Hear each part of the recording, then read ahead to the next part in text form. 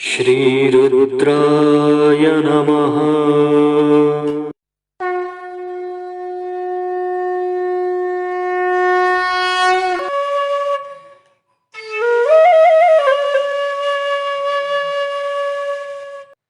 ओम नमस्ते रुद्रमन्यव।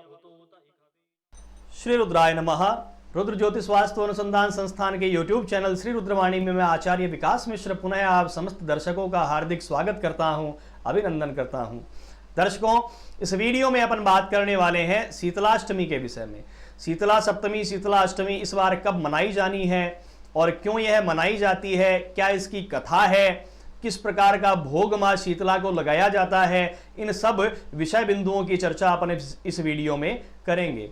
तो मित्रों, शीतलाष्टमी इस बार 25 मार्च 2022 शुक्रवार को मनाई जानी है।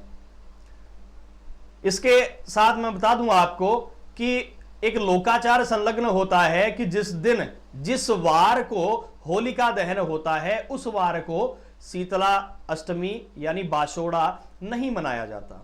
यह एक लोकाचार है, यद्यपि इसमें कोई शास्त्राचार नहीं है, मात्र यह लोकाचार है अपना कि जिस दिन होलिका दहन होता है, अग्नि प्रज्वलित होती है, उस दिन जो ठंडा त्योहार है मां शीतला का वो नहीं मनाया जाता उसी वार को। इसलिए उस वार को छोड़ करके अन्य सौम्य वारों को यह मनाया जाता है। सोमवार, गुरुवार को विशेष रूप से अच्छा माना गया है, शुक्रवार, बुधवार को भी किया जा सकता है। तो अब इसकी अपन कथा की चर्चा करते हैं। तो एक गांव था, एक गांव में एक बुढ़िया माई रहा करती थी मित्रों, मतलब बूढ़ी औरत। वह अपने झोंपड़े में प्रेम पूर्वक रहती थी और मां शीतला की वह अनन्य भक्त थी। शीतला सप्तमी के दिन वह रात्रि में भोजन, पकवान, प्रसाद आदि बनाती और दूसरे दिन मां शीतला को ठंडा भोग लगाती थी। और जो समस्त गांव वाले थे वे सब गर्म भोजन का ही भोग मां शीतला को लगाया करते थे। तो एक दिन मां शीतला रुष्ट हो जाती है और इस कारण उस गांव में आग लग जाती है। सारा गांव जल जाता है, खाली एक उस बूढ़ी औरत का, उस बुढ़िया माई का घर बचता है। तो सब गांव वाले जाकर के उससे पूछते हैं कि माताजी आप क्या करते हैं जिस कारण आपका घर बच पाया है, बाकी सारा गांव जल गया। तो वह बूढ़ी औरत कहती है कि बेटा, मैं मां भगवती शीतला की उपासिका हूं और मैं मां शीतला को ठंडे भोजन का प्रसाद लगाती हूं और वही प्रसाद मैं दिन भर खाती हूं और व्रत करती हूं।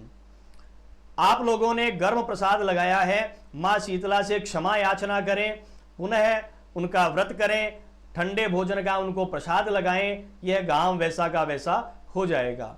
तो ऐसा ही उन गांव वालों ने किया। रात्रि में भोजन बनाया, मां शीतला का जागरण किया और दूसरे दिन मां शीतला को भोग लगाया। तब मां शीतला ने उस गांव को पुनः हरा भरा कर दिया। यह इसकी कथा मित्रों हमें मिलती है।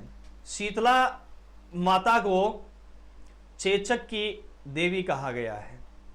शीतला माता यदि रुष्ट हो जाती है तो बालकों में, जिसको अपन कहते, ये छाले से पड़ जाते हैं, फफोले से, जिसको अपन कहते हैं माता निकलना, और यदि उस समय ध्यान नहीं रखा जाए तो जहां जहां वे फफोले होते हैं वहां वहां दाग पड़ जाते हैं, उनको कहते हैं चेचक के दाग। तो अपन अपनी भाषा में इसको माता निकलना कहते हैं। तो मां शीतला के पूजन से मां शीतला अपने भक्तों के ऊपर कृपा करती है और कभी जीवन में इस प्रकार का रोग व्यक्ति के नहीं होता। मूल कारण मां शीतला की पूजन अर्चना, मां शीतला का पूजन अर्चन करने का मूल कारण यही है।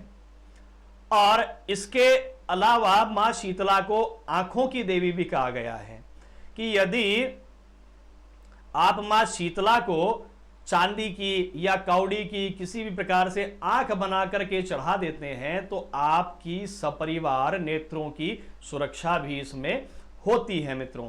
ऐसा पूर्वजों का मत है। तो इस बार जो बाशोड़ा है, अलग अलग जगह बाशोड़ा कहते हैं, बासेड़ा भी कहते हैं, बसौड़ा भी कहते हैं। अलग अलग क्षेत्र के अनुसार, भाषा के अनुसार इसके अलग अलग नाम बन चुके हैं मित्रों। वैसे शीतलाष्टमी ही इसका शास्त्रानुसार नाम है। शीतला सप्तमी उस दिन तो भोग बनाया जाता है और शीतला अष्टमी को माँ भगवती के भोग लगाया जाता है। और मित्रों, शीतला माँ का जो वाहन है वह है गर्धभ यानी गधा।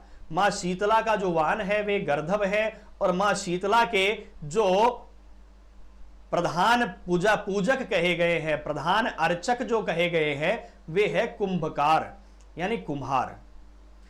कि शीतला के ऊपर जो भी चढ़ाया जाता है उस पर प्रथम अधिकार उसके अर्चक यानी कुंभकार यानी कि कुम्हार का होता है मित्रों। तो यह है पारंपरिक त्योहार भी है, शास्त्रानुसार त्योहार भी है और इस त्योहार के साथ में अपने बहुत सारे लोकाचार भी जुड़े हुए हैं, क्योंकि इस दिन गणगौर भी मनाई जाती है। होली के दूसरे दिन गणगौर प्रारंभ हो जाती है और बसेड़ा के दिन मिट्टी ला करके और जो बच्चियां गणगौर पूजती है वो गणगौर बनाती है। ईसर गणगौर का निर्माण होता है और उस दिन से गणगौर की प्रधान पूजन शुरू होता है, जो कि चैत्र शुक्ल पक्ष द्वितीया तक चलता है। उस दिन गणगौर का मेला भरा जाता है और उस गणगौर का विसर्जन हो जाता है। और गणगौर के उपरांत मित्रों अपने संप्रदाय में 4 महीने तक कोई त्योहार नहीं आता है। उसके बाद में श्रावण में जब तीज आती है उसके बाद ही अपने हिंदू संप्रदाय के त्योहारों का आगमन होता है। तो यह है बाशोड़ा की कथा अपन ने सुनी और कब मनाया जाना है ये अपन ने देखा, क्यों मनाया जाता है, माँ शीतला के पुजारी कौन है, इन सब चीजों को अपन ने इस वीडियो में देखा मित्रों। तो मित्रों वीडियो आशा करता हूं ज्ञानवर्धन इस वीडियो ने आप लोगों का किया होगा।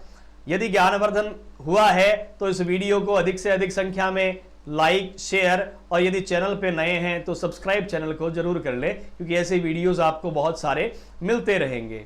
अभी के लिए मैं आचार्य विकास मिश्रा आप समस्त स्नेहीजनों से विदा लेता हूं। बाबा भोलेनाथ आप समस्त लोगों की मनोकामनाओं को पूर्ण करे। श्री रुद्राय नमः।